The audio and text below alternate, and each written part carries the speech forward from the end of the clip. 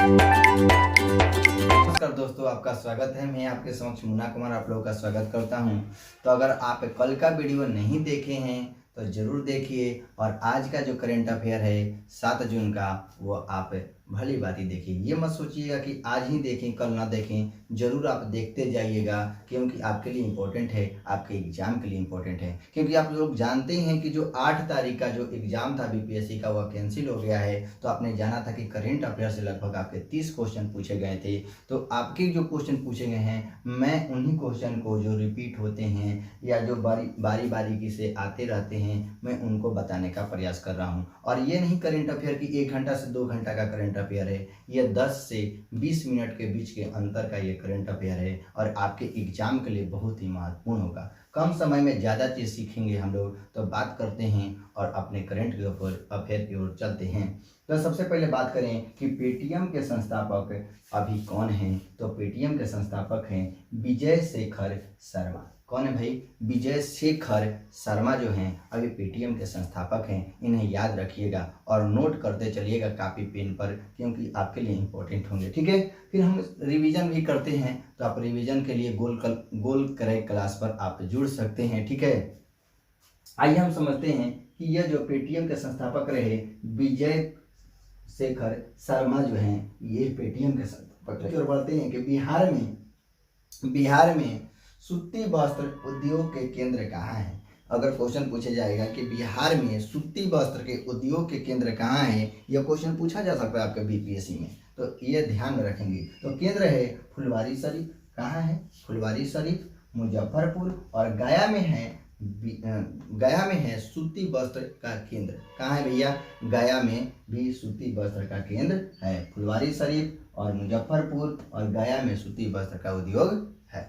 यहाँ तक बातें आपको समझ में आ रही है? अगर नहीं आ रही है तब दोस्तों कमेंट करके जरूर बताएंगे। नेक्स्ट क्वेश्चन की ओर बढ़ते हैं कि बिहार में कहाँ पर तेल शोधक कारखाना है। यानी बिहार में तेल शोधक कारखाना कहाँ है? तो ये है बरौनी में। कहाँ है भैया? बरौनी में है। इसको नोट डाउन करते चलेंगे और समझते चलेंगे। नेक्स्ट क्वेश्चन की ओर बढ़ते हैं कि भारत का सबसे बड़ा तेल शोधक केंद्र कहाँ है। भारत का सबसे बड़ा तेल शोधक कहाँ है भैया? तो वो है असम के डिगबोई में। कहाँ है? असम के डिगबोई में। जबकि बात करें कि पहली बार तेल के कुएं कहाँ खोदे गए थे, तो वहीं असम के डिगबोई में। कब खोदे गए थे? तो 1866 ईस्वी में यह तेल का कुआं सबसे पहले खोदा गया था। कहाँ भैया?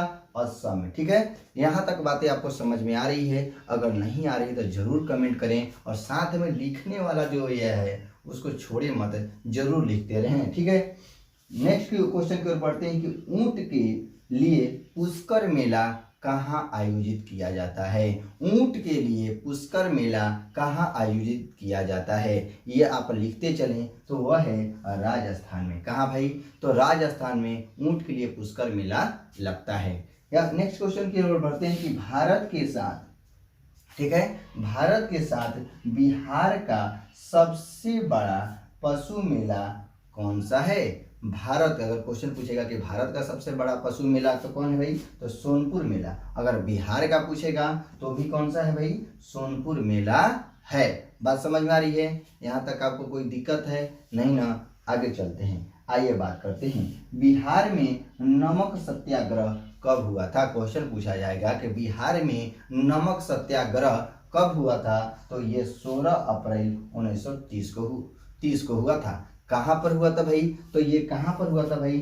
चंपारण में। बिहार के चंपारण जिले तथा सारण जिले में यह शुरुआत हुई थी। कौन सा सत्याग्रह? नमक सत्याग्रह। यहाँ पर याद रहेगा।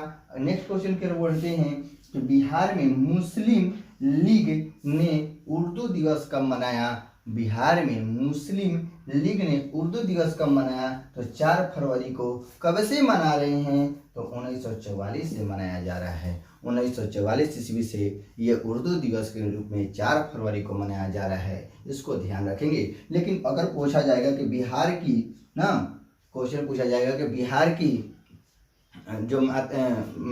जो भाषा है पहली भाषा कौन सी है, तो वह है हिंदी। कौन सी भैया, हिंदी है। जबकि बात करें कि द्वितीय जो भाषा है बिहार की वह है उर्दू।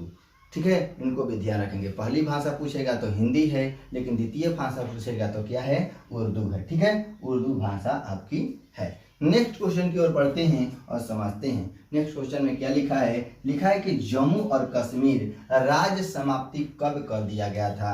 यानी जम्मू और कश्मीर जो है उसको राज्य की दर्जा कब समाप्त कर दी गई थी, तो ये 1950 में कर दी गई थी। और उस पर 170 धारा जो था लगा दिया गया था। 170 धारा लगा दिया गया था, जिसके बाद इसे राज्य घोषित नहीं किया गया।